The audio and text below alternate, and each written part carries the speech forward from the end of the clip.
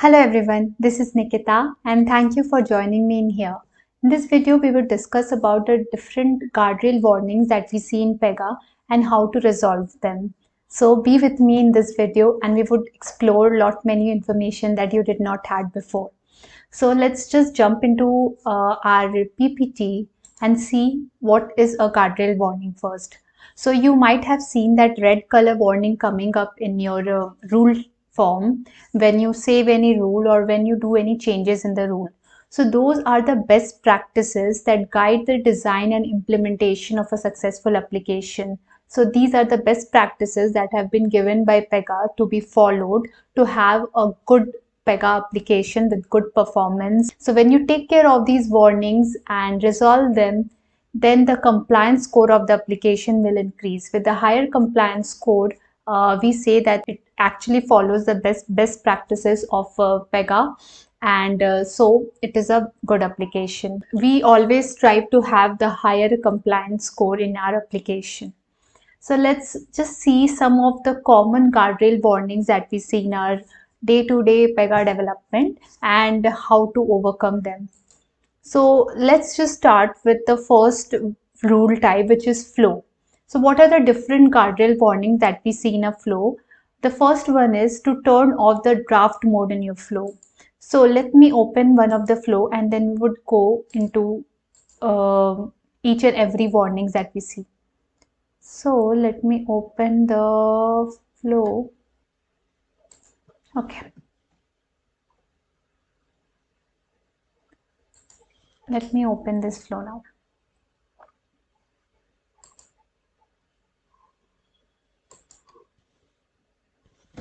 Okay. So in this flow, you would see, when I save this, you would see a warning coming up. Let me open this warning. So this is saying that the flow is in draft mode and draft mode suppresses most errors. So we should never have any flow in a draft mode. So when it runs into production, some of the errors which get suppressed will not be good for our application. So it's always advisable to have draft mode off. So let me do that now. So I have switched off the draft mode and I will do a save now. So you see the warning has gone now. So this is the first warning that we see in a flow. Now coming to the next warning, which says that flow should not include more than 15 shapes. So when a flow contains more than 15 shapes, we say that it's like a mess. We should try to make it modular, create smaller flows, use sub-process and call sub-process instead of creating more, adding more and more shapes in your flow. So like suppose I'll give you an example. I'll add some flows here. I'll add more than 15. So I'll do a save. So you see some warnings. Let me open this. So it says that flow should not contain more than 15 shapes.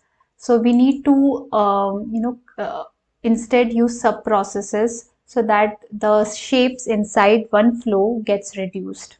So this is the second warning, which we can improve by removing the shapes and instead adding the sub process in it. So when you add a sub process, you can actually call a flow inside a flow. So I can here, when I try to open this, so you see an option that I can actually call a flow from here, right? So instead of adding more and more shapes in here, we need to create smaller flows and call flow inside a flow to make it more modular. Okay, so these were the two important ones in the flow. Now coming to the report definition. For that, I'll just open one of the report definition. Okay. So what are the warnings that we see? As far as possible, don't use ignore case in report definition filter. So what it is basically saying is when you go to the filter and go to the setting, you will see an option of ignore case. Whenever you check on this ignore case and do a save, you will see one warning popping up.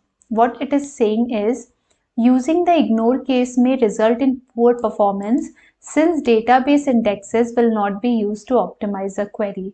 because database indexes will not work when you use a ignore case, because it works on the exact value, right? So it will not work. So it's always advisable not to use a ignore case functionality in the filter.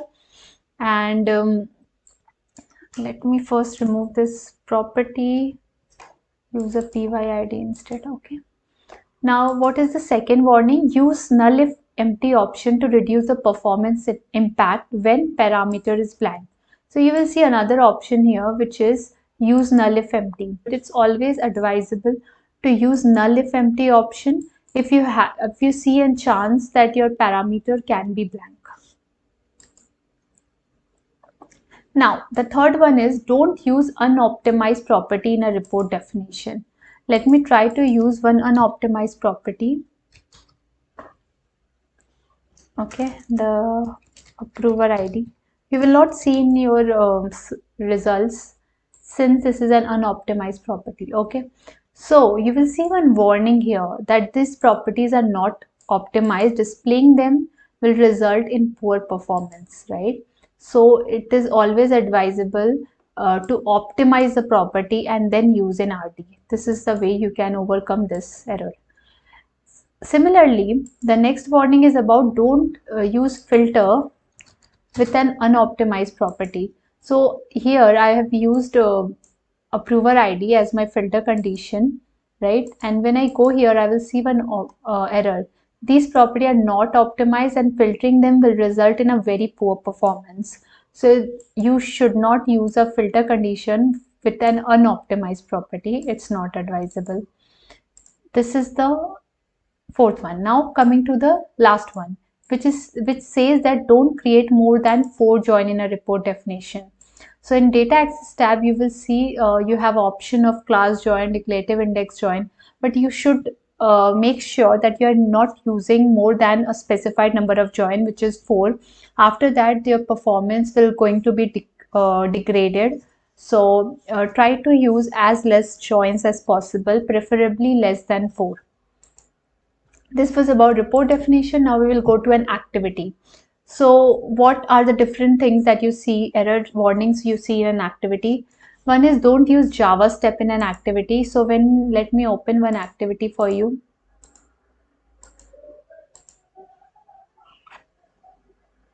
So this is an activity. So let me try to add one Java step in this. You can search for a Java. And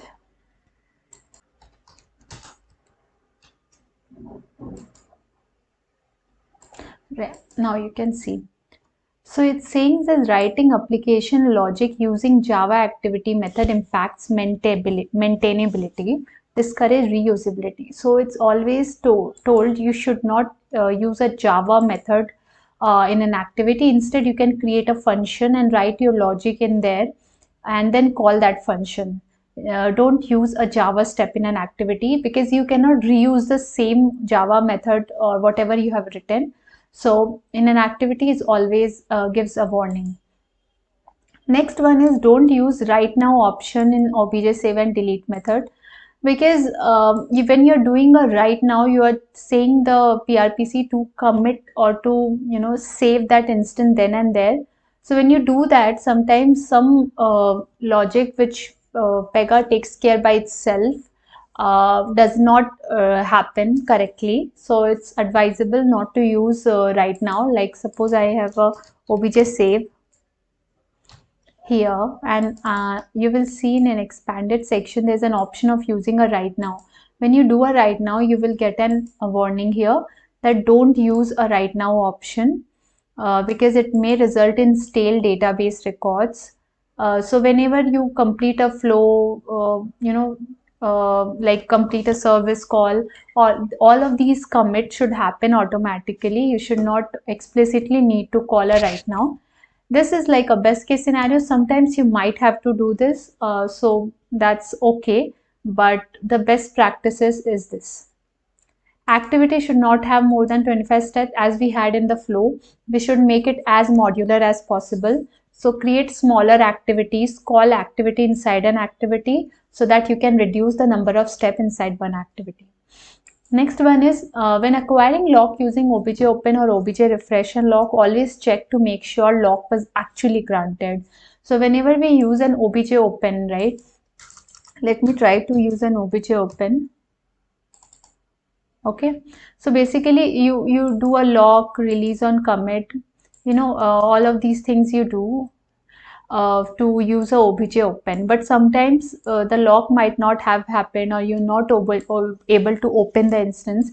In those scenarios you should always use the jump condition and always check if the step status fail, what is that you are going to do. You are going to go to the next label and log something into the console or do something like this. So instead, don't always try to use a jump condition whenever you have these kind of acquiring the log scenarios.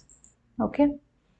Use of activity should be reduced, yes, because it's also a maintenance overhead. Activity can do almost everything, but there are some rules which PEGA has created and which can be managed outside that activity. Like in case management also, you can do most of the things which you can also do in an activity.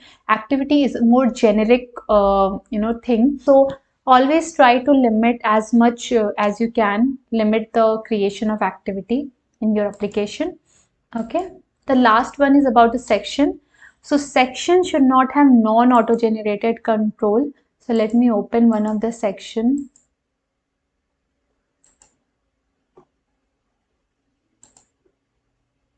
Okay, so you will see one option here in HTML which is auto generated HTML. When I uncheck this and try to save,